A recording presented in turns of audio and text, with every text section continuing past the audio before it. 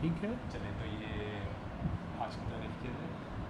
آج تاریخ ہے 6 ستمبر اور یہ آصف انکل ہیں ہمارے. 6 اکتوبر.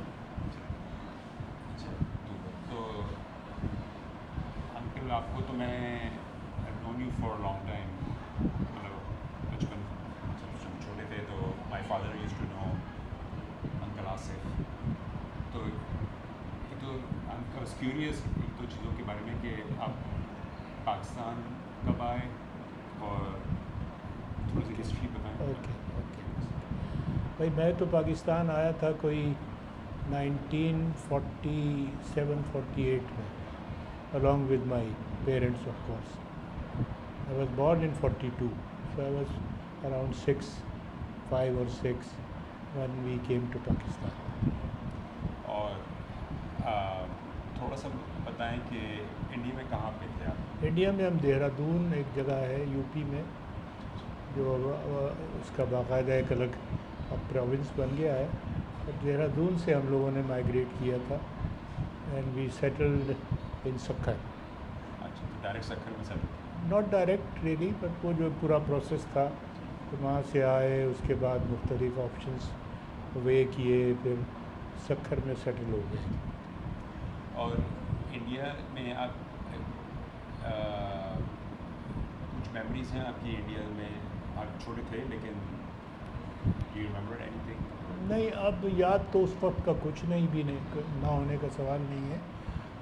اب وہاں کوئی اگر فیملی ہوگی ہے یقیناً، لیکن اب وہ اسے ہم ڈائریکٹ فیملی نہیں کہہ سکتے، اور کچھ انڈائریکٹ فیملی یقیناً ہوگی. بٹ ہم کوئی شروع کے کچھ سالوں تو ٹچ میں ہمارے والدین وغیرہ رہے. ہم ایک دفعہ انڈیا گئے بھی when I was in school، اور دیٹس اباؤٹ اٹ.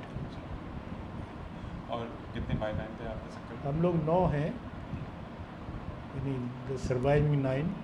اس میں 6 ماشاء اللہ بہنیں ہیں، 3 ہم بھائی ہیں. اور سکھر میں جو آپ نے شروع کے you were probably 3-4 years old جب پہنچے Sukkur? I was about 6 years old. ٹھیک ہے. تو جو شروع میں جو سال تھا سکھر میں، وہ بھی اس کی میموریز بتائیں کچھ اس کی. ہاں، انٹرسٹنگ بھی میموریز اس کی یہی ہیں کہ in fact my first memory is when I was taken to school for admission. تو وہ جب ہم یہاں آ گئے، سیٹل ہو گئے، تو ایک کام پہلا انہوں نے یہ کیا کہ مجھے لے جا کے ایک اسلامیہ ہائی اسکول سکھر میں ایڈمیشن کرا دیا.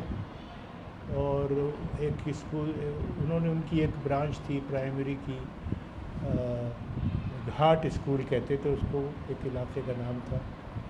اور وہاں جا کے ہمیں پہلی ہماری جو کلاس ہوئی یا پہلے جو مہینے گزرے پرائمری اسکول میں، وہ وہاں پر گزرے. That was in early 1948. اچھا، وہیں سے میں تسنیم صدیقی کو جانتا ہوں، اسی اسکول سے؟ اسی اسکول سے، بیکاز وہیں پہ وہ بھی شروع میں داخل ہوئے تھے. میری ان کا ایج گروپ ایک ہی جیسا ہے. تو تسنیم صدیقی اور فادر آف کورس، تو آئی نو ہم فرام دیٹ ٹائم. اور اسکول میں مطلب زیادہ تر امیگرینٹس سندھیوں کا، تو الگ سندھی بھی تھے؟ نہیں، ناٹ ریئلی، کیونکہ وہ اسکول کی نوعیت بھی یہی تھی کہ جو لوگ مائیگریٹ کر کے آئے تھے ان کی ایک اچھی بڑی تعداد سکھر میں سیٹل ہوئی تھی. کیونکہ سکھر کی نوعیت خود یہ تھی ہسٹوریکلی کہ Sukkur was a kind of business town. یہ ایسی جگہ لوکیٹڈ ہے جہاں سے کوئٹہ ایک سڑک جاتی ہے، ایک سڑک آگے پنجاب کی طرف جاتی ہے، ایک کراچی کی طرف. تو it was a kind of center of these 3 major cities. تو as a result of that وہاں پہ کاروبار اچھا خاصا تھا، اور وہ کاروبار بالعموم ہندو تاجروں کے ہاتھ میں تھا. تو وہاں پر شہر میں سندھی سیٹلڈ ہی بہت نہ ہونے کے برابر تھے، یا بہت ہی نہیں ورکنگ کلاس میں، یا کچھ جو آس پاس کے زمیندار تھے تو ان کے کچھ گھر سکھر شہر میں تھے، یا کچھ پروفیشنلز، چند وکیل اور اس طرح کا. تو وہاں پہ actually Sindhi population, Muslim Sindhi population was nominal. Those had left, ان کو ریپلیس کیا تھا مائیگرنٹس نے، اور it became a kind of migrant city. اور آپ کے اور رشتے دار تھے وہاں پہ؟ ہمارے پوری ہم تو ایک قسم کی جوائنٹ فیملی تھے وین وی لینڈڈ ہیئر. تو میرے دادا تھے، میرے والد تھے، ان کے ساتھ چچا تھے، ایک تایا تھے جو ہمارے ساتھ سکر میں نہیں تھے لیکن وہ پاکستان آئے تھے اور وہ سروس میں تھے، تو وہ ان کی پوسٹنگ کہیں اور تھی.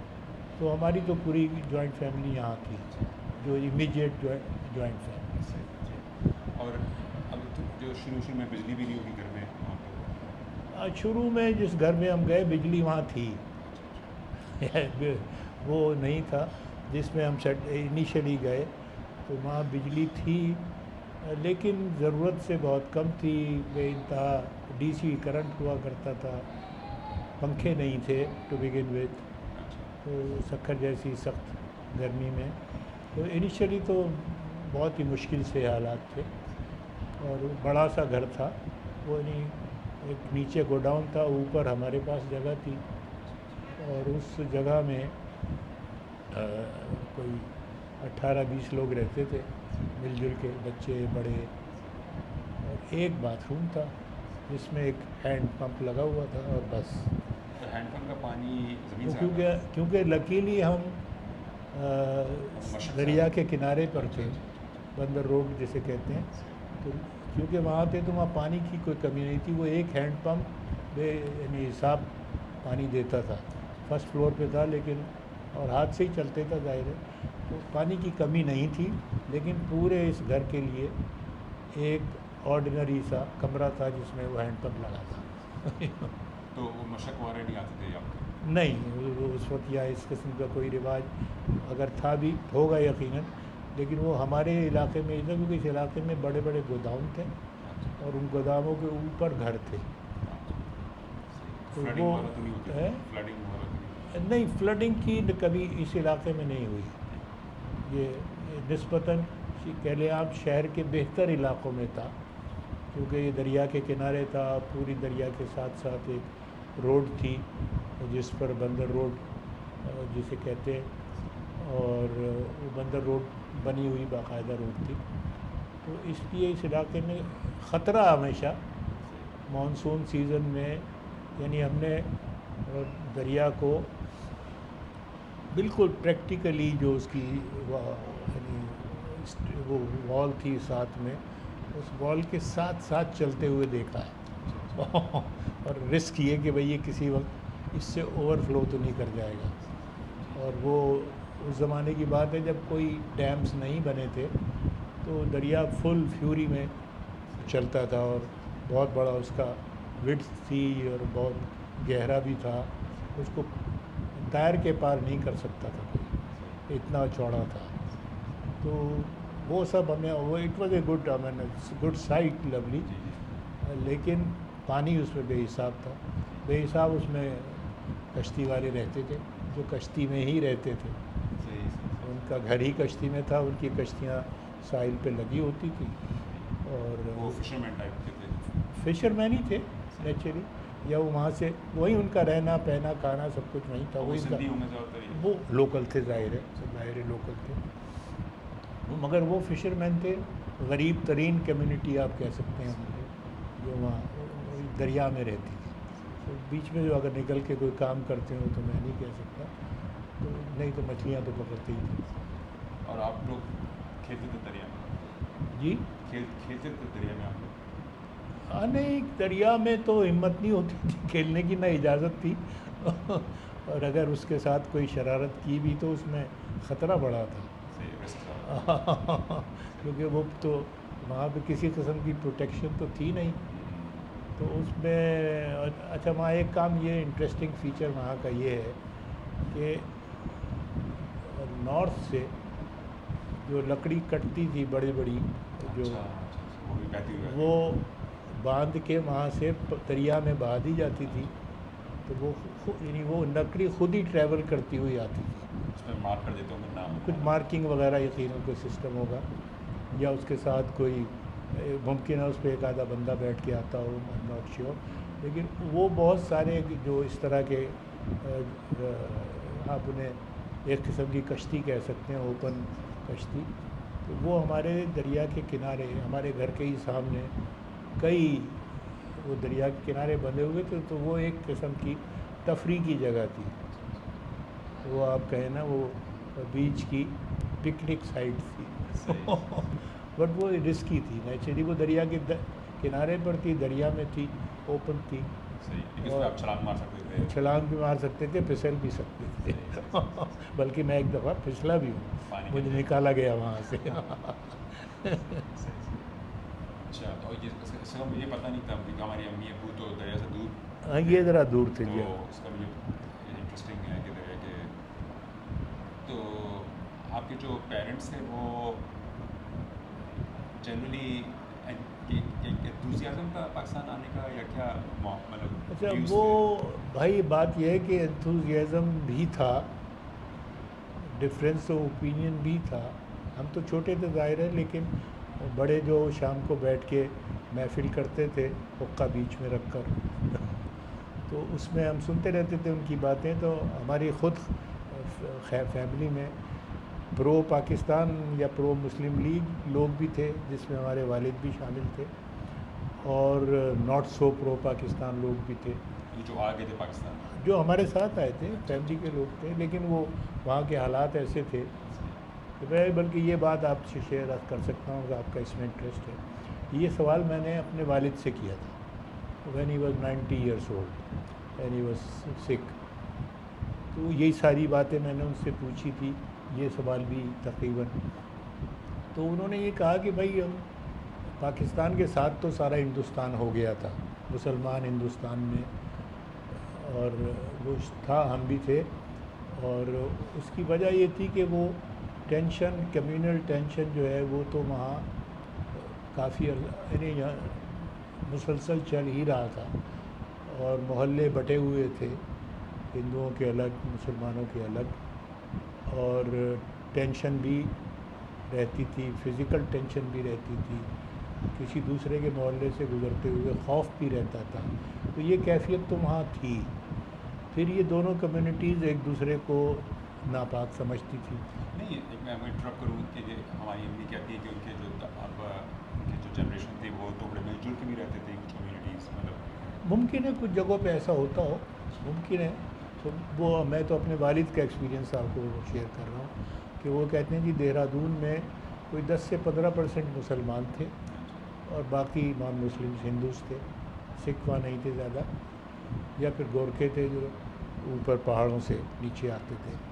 تو وہ تو اس شہر کا یہ تجربہ تھا کہ یہاں پر تو اس طرح کی ٹینشن رہتی تھی، اور محلے بٹے ہوئے تھے.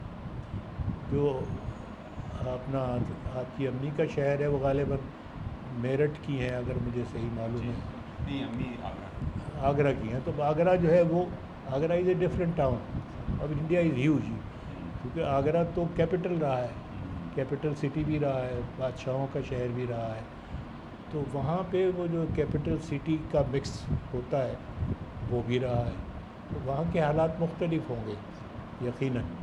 لیکن یہ بات اپنی جگہ ہے کہ ہندو تو بالکل وداؤٹ ایکسیپشن جو ہے وہ مسلمان کو نجس سمجھتے تھے، اس کا جو بھی لفظ وہ استعمال کرتے ہیں. اور اگر مسلمان سے چھو جائیں تو ان پر غسل کرنا لازمی ہو جاتا تھا. اور مسلمان بھی کوئی ان سے زیادہ ربط نہیں رکھتے تھے. کھانے پینے میں بھی ایشوز تھے، ان کے کھانے ہمارے لیے منع تھے، ہمارے کھانے وہ کھاتے ہی نہیں تھے. تو اس طرح کے مسائل تو تھے. تعلقات اپنی جگہ ہیں جو حالات کے پیدا کر دیتے ہیں کہ اب اگر ساتھ رہتے ہیں، کام کرتے ہیں، بزنس ہے، کاروبار ہے ساتھ، تو اس میں تعلقات تو یقیناً ہو رہے ہوں گے. لیکن اسے بہت زیادہ میری نظر میں کہیں بھی بہت زیادہ ان کو کلوز یا دوستانہ کہنا گھروں میں آنا جانا ٹائپ کی چیز مشکل ہے، کہیں بھی نہیں ہوگا. تو یہ ہے. تو ہمارے یہاں کی تو صورت یہ تھی. تو والد ہمارے یہ کہتے ہیں کہ یہ تو وہاں صورت تھی اور اس کا ایک علاج ہی نظر آیا اس ایک بلڈ اپ میں پچھلے 23-40 سال کے، کہ بھائی جب تک کوئی الگ اپنا علاقہ نہیں ہوگا تو ہم تو یہ لڑائی ہی لڑتے رہیں گے، یہ مسلسل چلے گی یہ ٹینشن اور یہ جھگڑے. تو اس لیے الگ ملک بن جائے تو اچھی بات ہے. تو اس انداز سے سوچنے کی، اور یہ بھی خیال تھا کہ بن جائے گا تو بڑا ملک ہوگا، مسلمانوں کا ہوگا، تو اس لیے یہ کوئی دوسرے اسلامی ممالک سے مل کے کوئی وہ جو پین اسلامزم کا اس زمانے میں دورہ تھا، تو پین اسلامزم خلافت ابھی کچھ سال پہلے ہی ختم ہوئی تھی، یعنی 30s میں 2014 کے بعد 20 میں. تو اس خلافت کا بھی ہینگ اوور ابھی چل رہا تھا.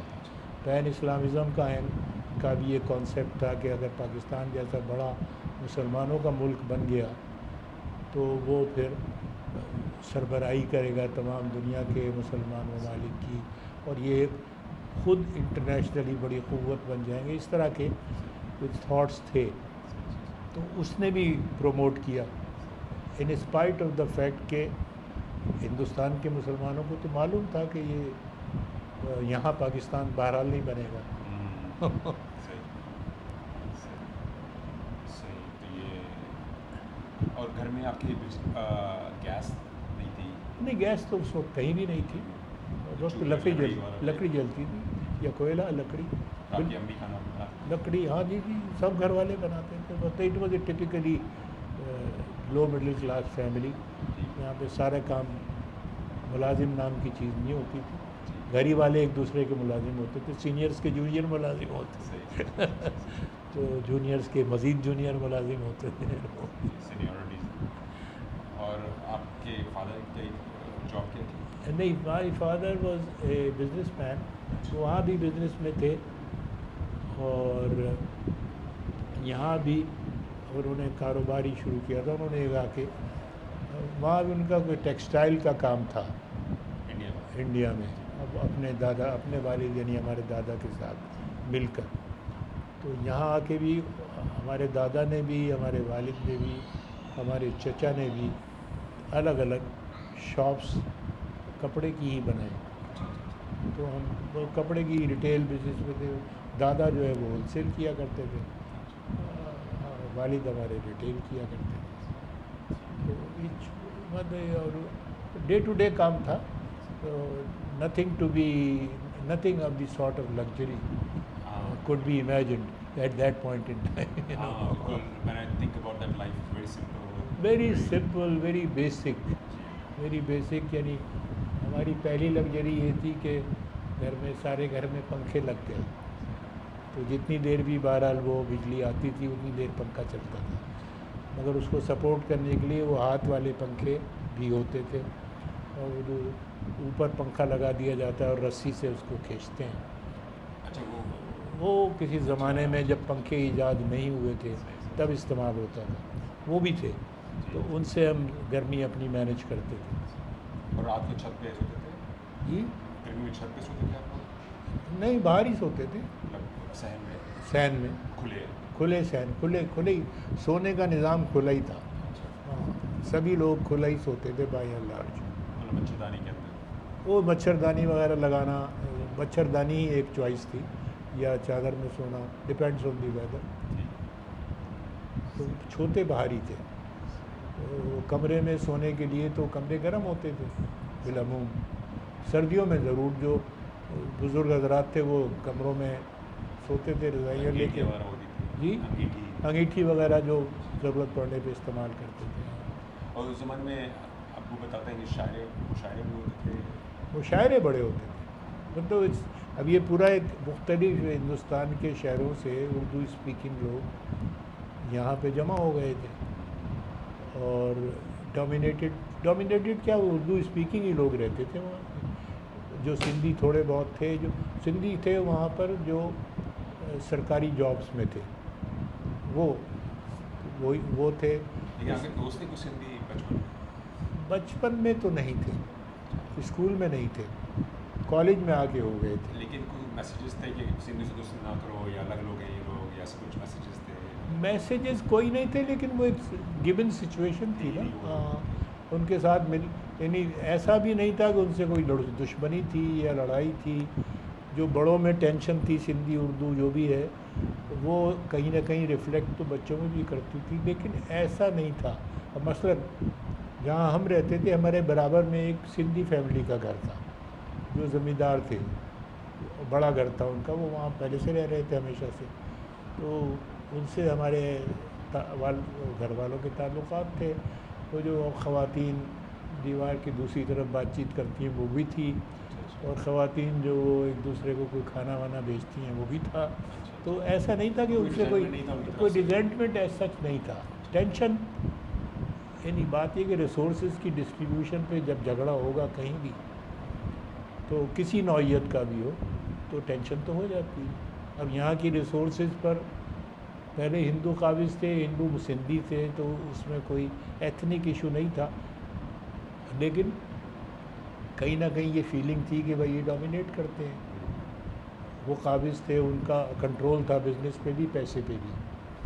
وہ چلے گئے تو یہ دوسری ٹیم آ گئی, یہ مسلمان تھی لیکن بہرحال وہ ریسورسز ان کے پاس چلے گئے اور وہ کام بھی ان کے پاس چلے گئے, وہ کاروبار بھی ان کے پاس چلے گئے. تو وہ اس کی ان وجوہات سے تھوڑی بہت جو ٹینشن ہے وہ تو ہوتی ہے, اور وہ ہوئی. ان کے کھانے بھی ڈفرینٹ تھے سندھیوں؟ Not really. کھانے میں تھوڑے ذائقے کا فرق تو ہوتا ہے. ذائقے کا فرق, وہ مچھلی زیادہ کھاتے تھے, ہم مچھلی کم کھاتے تھے مثال کے طور پہ. تو فرق تو ہے, لیکن ایسا نہیں تھا کہ بہت نمایاں ہو گیا وہ ہمارا کھانا نہ کھا سکتے ہوں یا ہم ان کا کھانا نہ کھا سکتے ہیں, ایسی کوئی بات نہیں. آپ کہتے ہیں مشاعرے ہوتے تھے؟ مشاعرے سرکاری سرپرستی میں ڈپٹی کمشنر بادشاہ ہوتا تھا اس زمانے میں, اب بھی ہوتا ہے, اور اس زمانے میں بہت بادشاہ تھا. اور اچھے زمانے تھے ان دا سینس کہ law and order by and large ٹھیک تھا, اور اسکول کالج بھی تھے. سال میں ایک بڑا مشاعرہ تو ڈپٹی کمشنر صاحب کی اپنی سربراہی میں ہوتا تھا, جس کے نتیجے میں وہ ان کے کہنے سے جو ہے ریسورسز جنریٹ ہو جاتے تھے وہ کرانے کے لیے مشاعرہ. تو انڈو پاک مشاعرے بھی ہوتے تھے. ہاں, انڈیا سے وہاں سے بڑے بڑے شاعر آئے ہیں, یعنی ہم نے اسی زمانے میں انڈیا کے بڑے بڑے شاعروں کو سنا ہے, جیسے جگر مراد آبادی ہیں یا جوش نری آبادی, یہ سب آئے ہیں وہاں پر. مطلب وہ ایک بڑی ایکٹیویٹی تھی جس کی تیاری 6 مہینے ہوتی تھی, تب جا کے وہ. کہاں ہوتا تھا سکر؟ یہ سکر میں یا تو لوکس پارک میں ہوتا تھا, اس وقت تو اور کوئی جگہ تو بنی نہیں تھی, بعد میں چیزیں بنی. ایک میدان, ایک تو پلے گراؤنڈ تھا, اس میں یہ کام نہیں ہوتے تھے. اس کے سامنے ایک پارک تھا جس کو لوکس پارک کہتے تھے. لوکس, وہ پرانا پارک تھا. تو وہ لوکس پارک میں ٹینٹ وغیرہ لگا کے یہ کام ہوتا تھا. بعد میں ایک باقاعدہ ہال بن گیا تھا, تو اس میں ہوتے تھے. تو آپ جب 6-7 سال کے تک جاتے تھے مشاعرے میں؟ 6-7 سال کے میں تو نہیں جاتے تھے, لیکن جب ہم 9-10 کے آس پاس چلے گئے, پھر والد صاحب کو بھی شوق تھا, میرے سارے گھر والے جاتے تھے. تو عورتیں بھی جاتی تھیں؟ عورتیں نہیں جاتی تھیں. عورتوں کا سکر میں آنا جانا نکلنا معیوب ہی تھا ایک طرح سے. کوئی مجبوری میں ہی خاتون جاتی ہوگی, ورنہ ایکسپیکٹڈ نہیں ہوتا تھا کہ کوئی کسی شاپنگ کے لیے بھی باہر نکلے گی. اچھا. ہاں, یہ وہ زمانے تھے جب پردہ سخت تھا بالعموم. کالج میں بھی اگر کوئی پڑھنے جاتی تھی بچیاں تو وہ پردے کے ساتھ جاتی تھی, برقعے وغیرہ پہن کے. تو بالکل ایک کنزرویٹو ماحول تھا. اور آپ کی کسی فیملی میں کسی کو فارسی بھی آتی تھی؟ فارسی کا سبجیکٹ تھا ہمارے اسکولوں میں. اسکولوں میں ایک تو انگلش تھی, ایک اردو تھی. ہم تو بہت لنگوسٹ ہمیں بنانے کی کوشش تھی ایک طرح کی. تو انگلش اور اردو تو تھے ہی اسکول میں. سندھی بھی تھی ایز اے فرسٹ لینگویج اور ایز اے سیکنڈ لینگویج, وہ بھی ایک طرح سے ضروری تھی. اور عربی فارسی میں سے بھی کوئی ایک چوائس آپ کو لینی ہوتی تھی. سب بس تھوڑا سا اور روک لے بعد میں کر لیں گے. ہاں چلیں تھینک یو. ہاں کیونکہ وہ میں نے کہا تھا نا جب